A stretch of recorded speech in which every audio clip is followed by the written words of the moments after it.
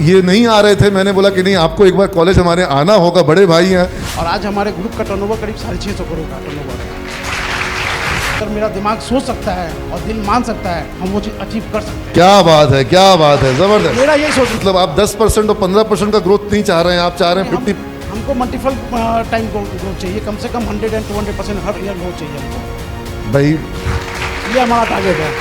तो बिहार छोटा नहीं पड़ जाएगा, आपको अपना प्रोडक्ट जो है बिहार के बाहर बेचना नहीं पड़ेगा। हमारा अगला टारगेट वही है कि हम लोग साल 2 साल में बिहार से भी बाहर पाँव निकालें अपने। हाँ, ये चीज होनी चाहिए, इस राज्य को इसकी जरूरत है। मेरा सपना है बिहार में प्रोडक्ट बने और हर एक स्टेट में बिके। तो पटना में तो इस तरह का कोई ग्रुप मैंने नहीं देखा जिसका 5 फ्लोर का। नहीं, अभी तक तो मैंने भी नहीं देखा।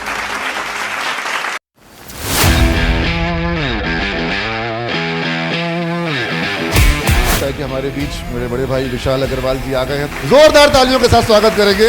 बिहार में एंटरप्रेन्योर का सम्मान होना चाहिए।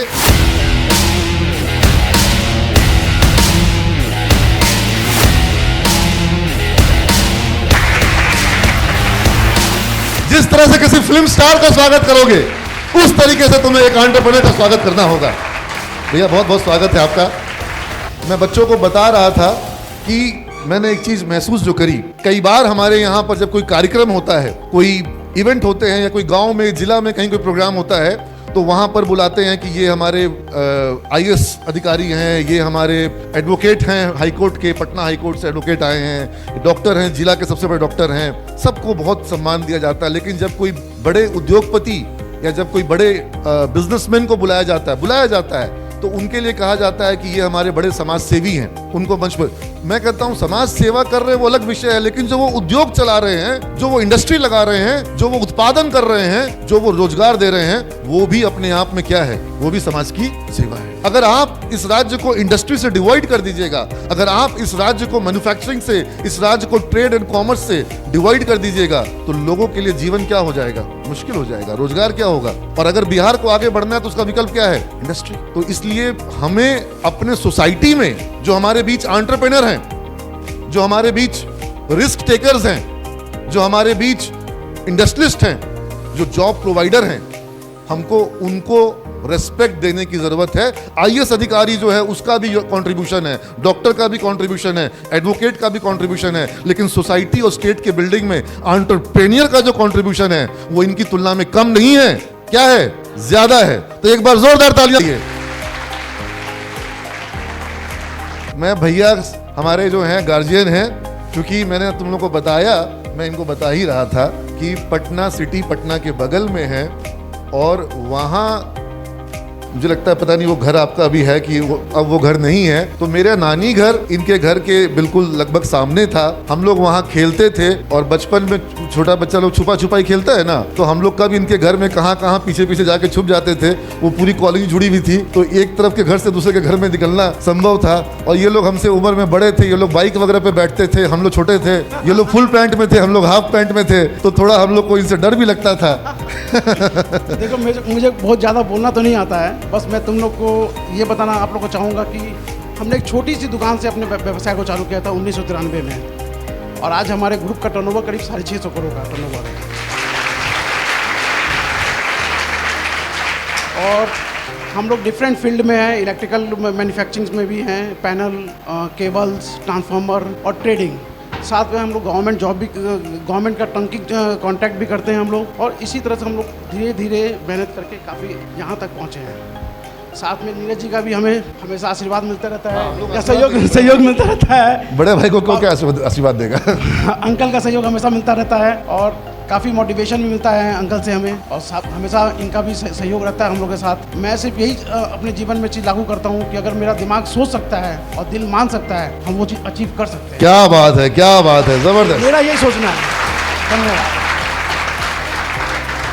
ये बहुत बड़ी बात इन्होंने कही, लेकिन ये मैं कह सकता हूँ कि जहाँ से शुरू किए थे वो कुछ लाख का टर्नओवर था, और अभी आपने बताया 650 करोड़ का टर्नओवर अचीव कर चुके हैं। आपके अभी जो प्रोजेक्ट्स हैं उनका मैं अमाउंट नहीं पूछ सकता हूँ, लेकिन वो पाइपलाइन प्रोजेक्ट्स जो आपने उठाए हैं वो भी काफ़ी बड़े बड़े होंगे। तो यानी कि ग्रुप जो है वो अपने टर्नओवर को जल्दी जल्दी मल्टीप्लाई करने की दिशा में सब हम लोग आगे बढ़ रहे हैं, है ना। मतलब आप 10% और 15% का ग्रोथ नहीं चाह रहे हैं, आप चाह रहे हैं 50। हमको मल्टीपल टाइम ग्रोथ चाहिए, कम से कम 100 and 200% हर ईयर ग्रोथ चाहिए हमको। भाई ये हमारा टारगेट है। अगर ये लिस्टेड कंपनी होते तो इनका शेयर का वैल्यूएशन जो है वो, क्योंकि 100 टाइम्स का मतलब 100% का ग्रोथ जो होता है, यानी कि 2x ग्रोथ, ये रेयर होता है और ये अचीव ऑलरेडी पास्ट में कर रहे हैं। और जो मुझे पता चला है, जिस तरह का इनका ऑलरेडी कॉन्ट्रैक्ट्स और गवर्नमेंट प्रोजेक्ट्स इन्होंने ले लिए हैं, वो ऑलरेडी इनके पास अगले साल का टर्नओवर बढ़ चुका है एकदम। और बिना टीम के सहयोग से कहीं कुछ नहीं कर सकते आप। अकेला मैं कुछ नहीं कर सकता हूँ जब तक हमारे साथ नहीं रहेगी। आपको हमारे साथ एक बार जो टीम के लोग आए हैं उनके लिए भी आप, मैं एक बात आपके पहले ही कह रहा था, मुझे पता चला कि आपने केबल का भी अब एक प्लांट शुरू कर रहे हैं। पैनल ऑलरेडी कर दिया है शुरू केबल का प्लांट। पैनल में आपका यूज कर रहा हूं, ट्रांसफार्मर्स आप बना रहे हैं। तो जब आपका मैन्युफैक्चरिंग कैपेसिटी बढ़ता जाएगा तो बिहार छोटा नहीं पड़ जाएगा। आपको अपना प्रोडक्ट जो है बिहार के बाहर बेचना नहीं पड़ेगा।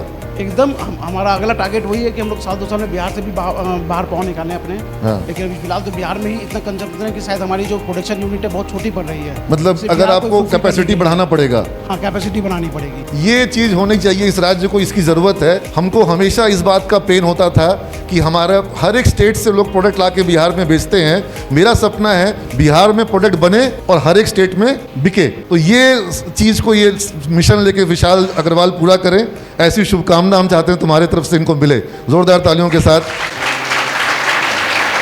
आप हो सकता है कि जो आपने बताया छोटी शुरुआत की थी, तो अब धीरे धीरे ऑर्गेनाइजेशन को जब आप बड़ा ले जा रहे हैं तो चीजों को सेंट्रलाइज करके मॉनिटर करना आपके लिए संभव हो पा रहा है या आप डिसेंट्रलाइज कर रहे हैं, क्या कर रहे हैं? नहीं, हम लोग सेंट्रलाइज करने की कोशिश कर रहे हैं। डिसेंट्रलाइज में हमें थोड़ी दिक्कत आ रही थी। अच्छा। इसलिए हमने एक कॉर्पोरेट ऑफिस भी हमने बनाया है। कॉर्पोरेट ऑफिस बनाया है? हाँ, कॉर्पोरेट ऑफिस बनाया है जो करीब 5 फ्लोर की ऑफिस है। और वो 4-5 दिन में हम लोग। तो पटना में तो इस तरह का कोई ग्रुप मैंने नहीं देखा जिसका 5 फ्लोर का।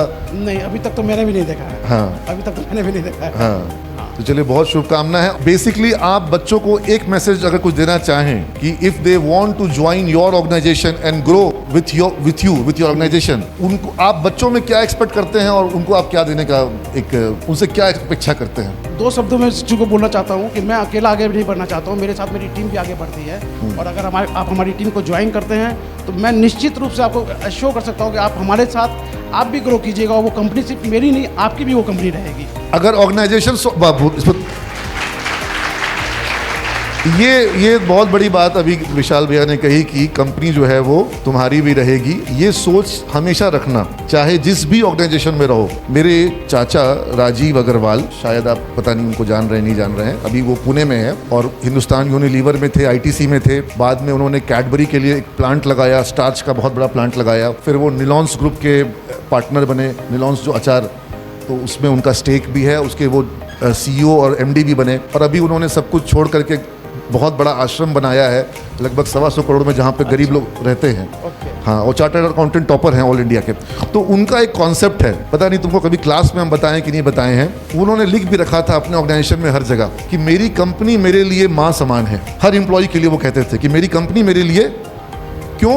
बोला हमारे धर्म में हम उसको माँ मानते हैं जो हमें पोषण देता हो। धरती हमें पोषण देती है, धरती को हम धरती माँ कहते हैं, ठीक है। गंगा से पोषण मिलता है, गंगा को हम माँ मानते हैं। गाय से पोषण मिलता है, गाय को हम माँ मानते हैं। हमारी अपनी माँ हमें पोषण देती है, लालन पालन करती है, सेवा करते हैं। तो कंपनी की भी हम वैसे ही सेवा करते हैं। कंपनी भी हमें पोषण देती है, कंपनी हमें आगे बढ़ने का अवसर देती है, कंपनी हमें वेतन देती है, कंपनी हमें काम सिखाती है, कंपनी हमें लायक बनाती है। तो कंपनी की हम माँ की तरह ही सेवा, जब जिस कंपनी में रहेंगे उस कंपनी को अपनी माँ की तरह सेवा करेंगे और फिर वो कंपनी भी माँ की तरह तुमको लाड और प्यार करेगी।